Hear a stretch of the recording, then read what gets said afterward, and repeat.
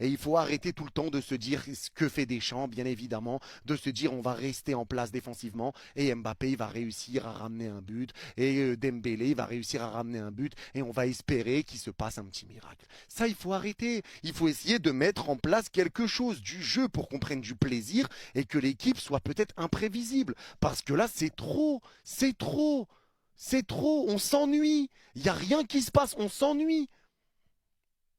Et il faut en prendre conscience. Il faut en prendre conscience. Alors la Coupe du Monde, c'est encore dans quelques temps. Il y a le temps avant d'arriver au Mondial, bien évidemment. Je me rappelle aussi de la Coupe du Monde 2022, où on fait une Nation League qui est totalement immonde. Et au final, tu fais quand même finale de Coupe du Monde derrière. Donc bien évidemment, le grand tournoi, on sait que ça sera différent, que ça va se comporter différemment. Ça va être des choses qui vont être différentes. L'intensité va être différente. L'envie sera différente. Ça, on le sait. C'est clair, net et précis. Mais à un moment donné, il faut le dire aussi quand il y a des choses qui ne vont pas. Et là, ça va pas depuis un moment, dans le contenu en tout cas.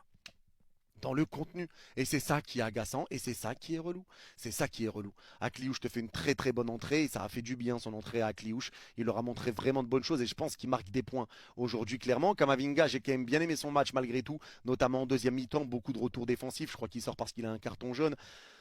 Défensivement, j'ai vu des personnes dire qu'on est un peu inquiétant défensivement, mais moi je trouve pas réellement parce que l'Islande ne s'est pas créé énormément de situations. Il faut le dire.